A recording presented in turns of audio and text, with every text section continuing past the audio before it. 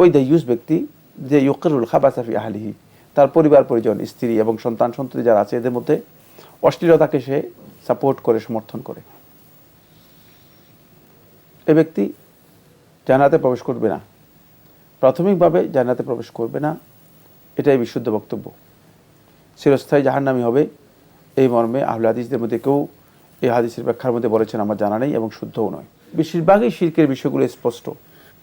মূর্তি তৈরি করে সেটা পূজা করছেন, মূর্তি তৈরি করে সেখানে শ্রদ্ধা জানাচ্ছেন, সেখানে গিয়ে ফুল দিচ্ছেন, আর এটাকে আপনি মাজারে গিয়ে সিজদা করছেন, তারপরে মাজারে গিয়ে মান্নত করতেছেন, আল্লাহর নাম বাদ দিয়ে মানুষের নামে জবে করতেছেন, গায়রুল্লাহর জন্য মান্নত করতেছেন, ইত্যাদি ইত্যাদি। এগুলো সবটাই তো আপনি জানেন যেগুলো আল্লাহ তাআলার হক নষ্ট করে দিচ্ছেন। প্রথম প্রশ্নটি হচ্ছে দায়ুস ব্যক্তি কি চিরস্থায়ী জাহান্নামী?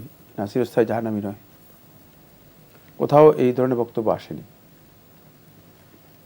দায়ুসের ব্যাপারে যে বক্তব্যটি এসেছে, রাসূলুল্লাহ সাল্লাল্লাহু আলাইহি ওয়াসাল্লাম বলেছেন সালাসাতুন লা ইয়াদখুলুনাল জান্নাহ, সালাসাতুন লা ইয়াদখুলুনাল জান্নাহ, তিন দল লোক জান্নাতে প্রবেশ করবে না। তাদের মধ্যে ওয়া দায়ুস আল্লাযী ইউকিরুল খাবাসা ফি আহলিহি, ওই দায়ুস ব্যক্তি যে ইউকিরুল খাবাসা ফি আহলিহি, তার পরিবার পরিজন, স্ত্রী এবং সন্তান সন্ততি যারা আছে এদের মধ্যে অশ্লীলতাকে সে সাপোর্ট করে, সমর্থন করে। এ ব্যক্তি জান্নাতে প্রবেশ করবে না, প্রাথমিকভাবে জান্নাতে প্রবেশ করবে না, এটাই বিশুদ্ধ বক্তব্য। চিরস্থায়ী জাহান্নামী হবে, এই মর্মে আহলে হাদিসদের মধ্যে কেউ এই হাদিসের ব্যাখ্যার মধ্যে বলেছেন আমার জানা নেই এবং শুদ্ধও নয়। জি। আর কেউ যদি না জেনে শিরক করে মারা যায়, আল্লাহ কি তাকে পাকড়াও করবেন? যদি শিরক সম্পর্কে জ্ঞান নেই, একেবারে জানে না, যদি এই অবস্থা তার মৃত্যু হয়ে থাকে, তাহলে আল্লাহ সুবহানাহু ওয়া তাআলা আল্লাহর ইচ্ছার উপর থাকবে, সে তার এই কাজটি শিরক হবে না, কবিরা গুনাহ হবে। কবিরা গুনাহকারী ব্যক্তি যেমন মুরতাকিবুল কাবীরা যেমন ফি মাশিয়াতিল্লাহ, আল্লাহর ইচ্ছায়, ইনশা আযাবাহ, আল্লাহ যদি ইচ্ছা করেন তাকে শাস্তি দিবেন, ওয়া ইনশা গাফারা লাহ, আর যদি ইচ্ছা করেন তাকে ক্ষমা করবেন। এটা আল্লাহ তাআলার ইচ্ছার অধীনে থাকবে। কিন্তু না জেনে শিরক করেছেন, তিনি কোন জঙ্গলে ছিলেন? কারণ শিরক আসলে খুবই স্পষ্ট বিষয়। যেমন কবরে গিয়ে সিজদা দিয়েছেন, পীরের পায়ে গিয়ে সিজদা দিয়েছেন, আল্লাহ তাআলা এর হক নষ্ট করে এটা মানুষকে দিয়েছেন।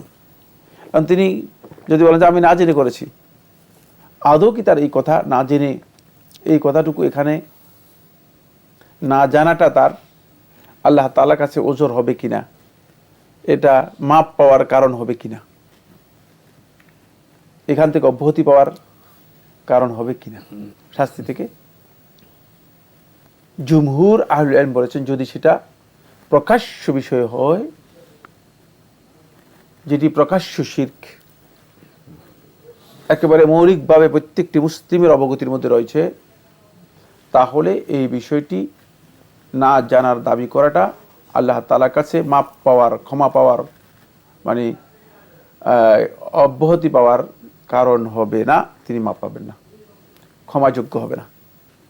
কিন্তু যদি এমন বিষয় হয় থাকে যেগুলো আসলে প্রকাশ্য, মানুষের কাছে মানে প্রমাণিত নয়, পরিচিত নয়, মানুষ প্রকাশ্য শিরক কিছু জানে না,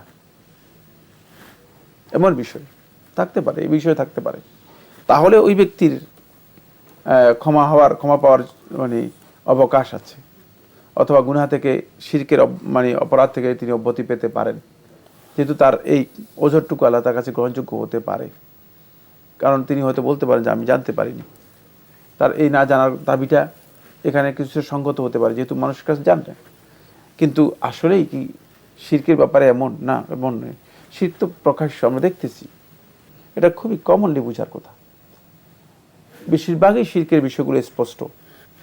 মূর্তি তৈরি করে সেটা পূজা করছেন, মূর্তি তৈরি করে সেখানে শ্রদ্ধা জানাচ্ছেন, সেখানে গিয়ে ফুল দিচ্ছেন, আর এটাকে আপনি মাজারে গিয়ে সিজদা করছেন, তারপরে মাজারে গিয়ে মান্নত করতেছেন, আল্লাহর নাম বাদ দিয়ে মানুষের নামে জবে করতেছেন, গায়রুল্লাহর জন্য মান্নত করতেছেন, ইত্যাদি ইত্যাদি। এগুলো সবটাই তো আপনি জানেন যেগুলো আল্লাহ তাআলার হক নষ্ট করে দিচ্ছেন। সুতরাং এই কাজগুলো শিরক যে করে